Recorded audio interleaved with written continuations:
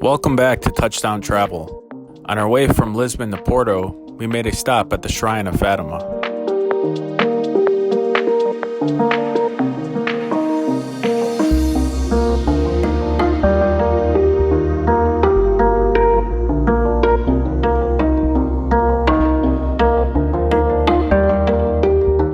The shrine is a place of pilgrimage. The outdoor chapel sits at the site where the apparitions took place.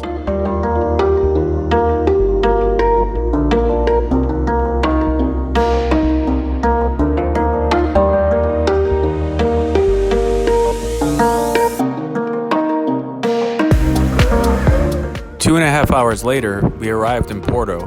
The city is famed for the production of port wine, which matures in vast cellars that stretch along the banks of the Douro River.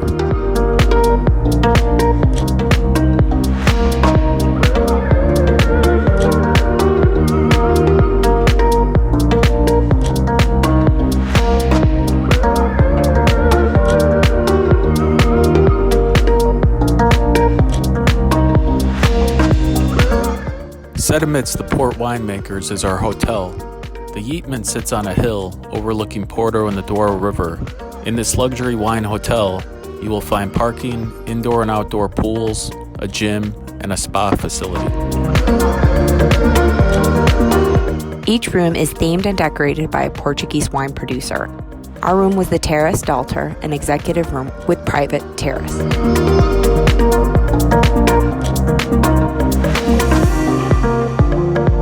After a fabulous breakfast at the hotel's outdoor terrace, we made our way downhill to explore Vila Nova de Gaia. We strolled down through the world of wine to our first port wine cellar at Taylor's.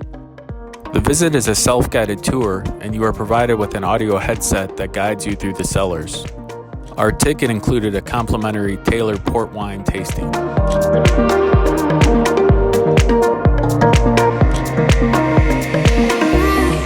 Next, we drove down to Graham's Port Lodge for a guided tour of their cellars. We finished the tour with a premium port tasting in the main tasting room. For a light lunch, we went to the property's restaurant and wine bar, Vinum. We enjoyed charcuterie, cheese, and wine while absorbing the views of the river and of Porto.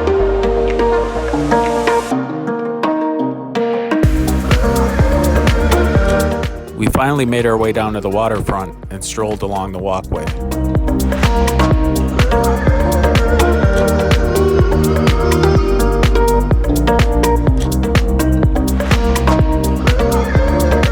Our next port cellar was CALEM. Our ticket included a guided tour through the interactive museum. We finished up with the standard wine tasting in the tasting room.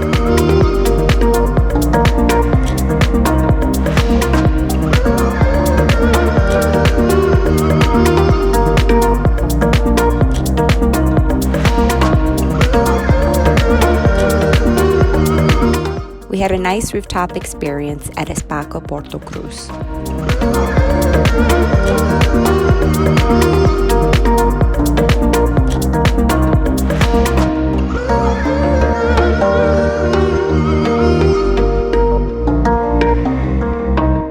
We made our way back up the hill to Jardim do Moro on Teleférico de Gaia.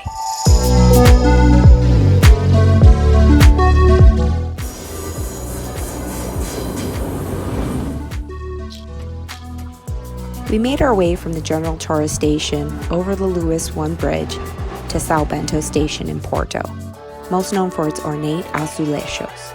We walked down Praça da Liberdade to Igreja do CLERIGOS. It is a 225-step climb up the narrow, congested stairwell to the top of the tower. Views of the city are stunning.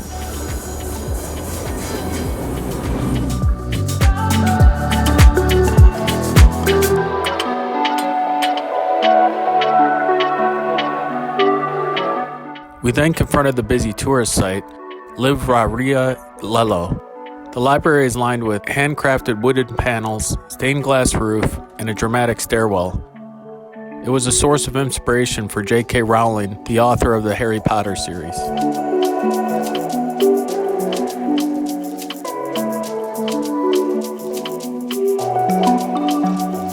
We We chose Congo as a stop for lunch to share traditional cuisine such as a bifana and French encina.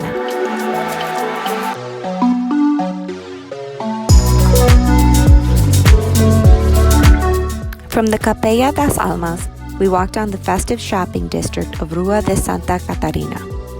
We made a pleasant stop at the Majestic Cafe for a coffee and whipped cream on top.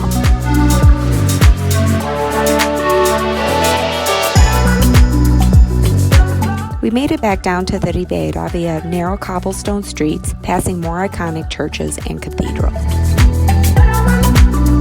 A short Uber ride away, we concluded our Porto experience with dinner at OPAPRICO. The tasty menu and wine pairing were a creation of seasonal, traditional cuisine in constant evolution.